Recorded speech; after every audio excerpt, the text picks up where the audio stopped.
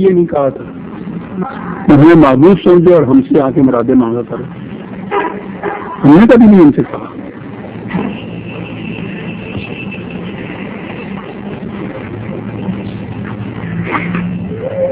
ان لوگوں کی کیفیت یہ ہے کہ وَإِذَا تُتْلَىٰ عَلَيْهِمْ آيَاتُنَا بَيِّنَاتٍ قَالَ الَّذِينَ كَفَرُوا لِلْحَقِّ لَمَّا جَاءَهُمْ هَٰذَا سِحْرٌ مُّبِينٌ.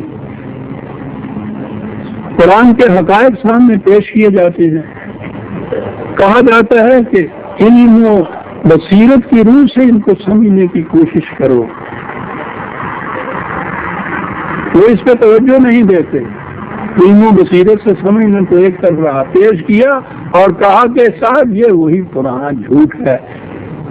بولتے چلے آ رہے ہیں وہی ہے صاحب، خدا کی طرف سے یہ علم ملتا ہے، یہ آسمانی کتاب ہے. یہ چیز چلی آ رہی ہے اسی طرح سے. وہی فریب، پرانا فریب دیتے چلے آ رہے ہیں. نہ ماننے والوں کی کیفیت یہ ہے. یہ نہیں ہے کہ علم و بصیرت کی روح سے یہ بتائیں کہ یوں غلط ہے جو کہا جا رہا ہے. پیش کرنے والا ان سے زبردستی نہیں بنواتا. کہتا ہے ہاتھوں برہانہ کو ان کو تم صادقین. میں بھی بدلائل پیش کر رہا ہوں جو پیش کر رہا ہوں. تم اس کے خلاف تردید کرتے ہو اس کی، تو دلائل کی روح سے دلیل کرو. اپنی دلائل لاؤ، علم کی روح سے اس کی تردید کرو. یہ تو قرآن عجیب اسٹیج سے بولتا ہے، بظاہر مذہب کی اسٹیج سے بولتا ہے، اور سارے دعوی جو ہے علم و حکمت اور فلسفہ اور بیان کی روح سے پیش کرتا ہے. ہم یقولون افترا، کہتے یہ ہیں کہ یہ خود ہی اپنے دماغ سے ایک چیز کو گھڑ دیتا ہے اور کہتا ہے کہ یہ خدا کی طرف سے آئی ہوئی ہے. مختلف مقامات پر اس کے مختلف جوابات دیے ہیں، اور سب سے اہم جواب تو اس کا وہ چیلنج ہے کہ اگر تم سمجھتے ہو کہ انسانی فکر کی یہ پیدا کردہ چیز ہے جسے وہی میں کہتا ہوں، انسانی فکر یہ چیز تخلیق کر سکتا ہے، تو ٹھیک ہے تم بھی تو انسان ہو.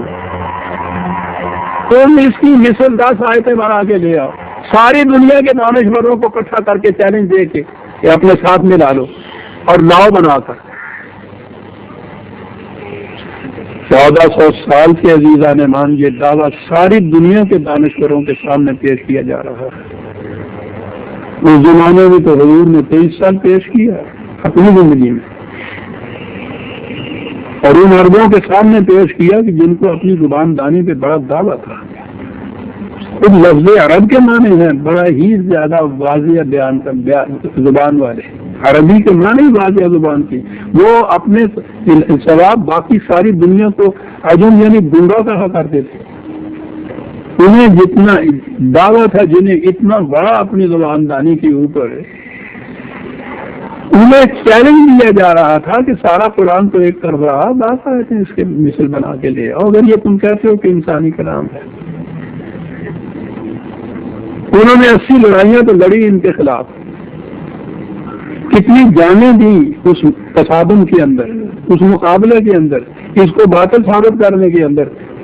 بس آیتیں نہ بنا کے لا سکتے. مطلب بڑا آسان تھا اس چیلنج کا میٹ کرنا، ضرورت ہی نہیں تھی میدان جنگ میں جانے کی. مجھے خود یہ مان رہا ہے اس چیز کو، کہتا ہے اس سے فیصلہ ہو جائے گا کہ یہ میرے دماغ کی تخلیق ہے یا خدا کی طرف سے ہے. بات صاف ہے، ٹھیک ہے انسانی فکر کی تخلیق ہے، تم اتنی فکر رکھتے ہو، لاؤ بنا کے لاؤ. وَدُعُوا شُهَدَاءَكُم مِّن دُونِ اللَّهِ، اپنے ساتھ اور بھی جن کو چاہتے ہو دنیا کے دانشور جو ہے بلاؤ ان کو اکٹھے اور لے آؤ میرے سامنے. میں کھڑا ہوں یہاں. 23 سال تک چیلنج رہا، کسی نے نہیں مانا، اور 23 سال کے بعد آج تک 1400 سال سے یہ چیلنج چلا آ رہا ہے. جہاں تک زبان عربی کا تعلق ہے، وہ اس زمانے کے عرب سے وہ پوچھو ہی نہیں کیا زبان کہاں کی. اس کے بعد بھی یہ ہمارے ہاں مغرب کے دانشور بھی عربی زبان کے اندر بڑے بڑے فاضل موجود ہیں، عربی کے لغت ان کے لکھے ہوئے. لیکن اس چیلنج کو کسی نے آج تک قبول نہیں.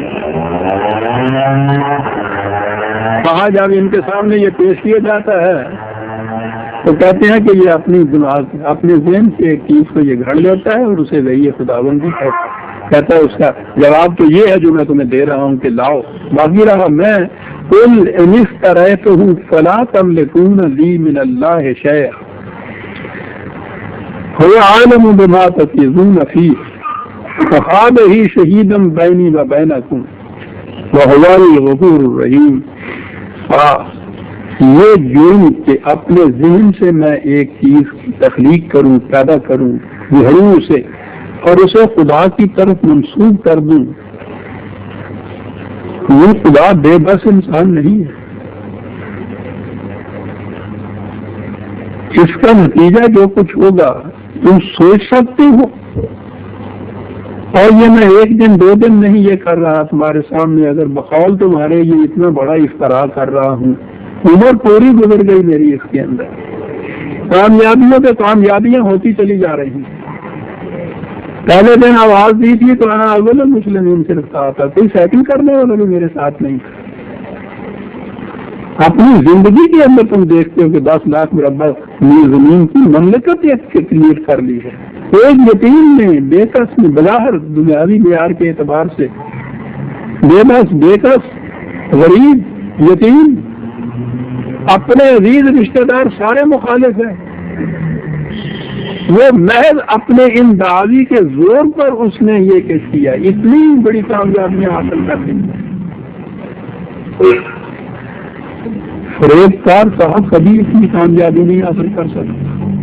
وقتی طور پہ وہ کسی کو دھوکہ دے سکتا ہے، ساری زندگی دھوکہ نہیں دے سکتا کسی کو.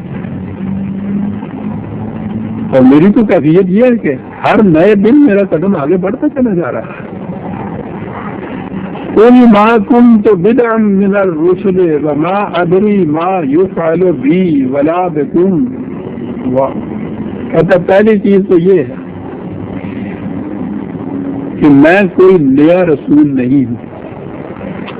یہ نہیں ہے کہ دنیا میں پہلی دفعہ ایک انسان آیا اور اس نے دعویٰ کیا ہے کہ مجھے خدا کی طرف سے وحی ملا. تم تو اہل کتاب ہو، تم تو انبیاء کے اوپر ایمان رکھتے ہو، تو اس لیے یہ بات کہ خدا کی طرف سے وحی ملا کرتی ہے اس کو تو تم بھی تسلیم کرتے ہو نا. اگر یہ کوئی نئی انوکھی نادر بات ہوتی تو پھر تو مجھے پہلے یہ ثابت کرنا پڑتا کہ خدا کی طرف سے بھی وہی ملا کرتی ہے.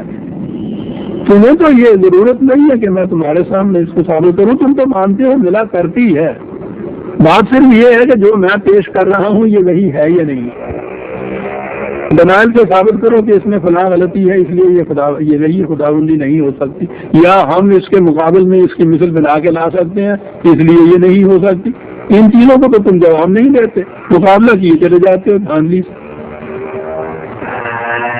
باقی رہا یہ جو تصادمات ہو رہے ہیں تمہارے ساتھ، یہ نئے دن، یعنی میں نے عرض کیا کہ وہ لڑائیاں تو بڑی بڑی ان کو غلبات کہتے تھے، چھوٹی چھوٹی بھی جو جھڑپیں ہوتی تھیں ان کو بھی گنا جائے تو تاریخ تقریباً 80-82 کے قریب گناتی ہے. حضور کی زندگی میں ان کے ساتھ جو جھڑپیں ہوئی تھی اور 7-8 تو غلبات ہیں، بڑی بڑی جنگیں. اور پھر شروع ہوا ہے یہ سلسلہ تو اس شکل میں کہ یہ مکے سے گھر بار، مال و دولت، عزیز رشتے دار، حتیٰ کہ بیویاں بچے، یہ کچھ چھوڑ کے وہاں سے، جسے اب بھی ہم مہاجرین تو سمجھ سکتے ہیں کسے کہتے ہیں، پناہ گزینوں کی طرح مدینے میں آ کے بیٹھے. کیا محفوظ یہاں بھی انہوں نے چین نہیں لینے دیا ان قریش میں.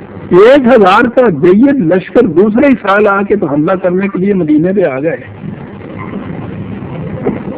اس انداز سے تو یہ تصادمات ہوتے مسلسل ہر دوسرے سال. آواز سار ہے، کہہ رہے ہیں میں یہ نہیں کہہ سکتا، مجھے غیر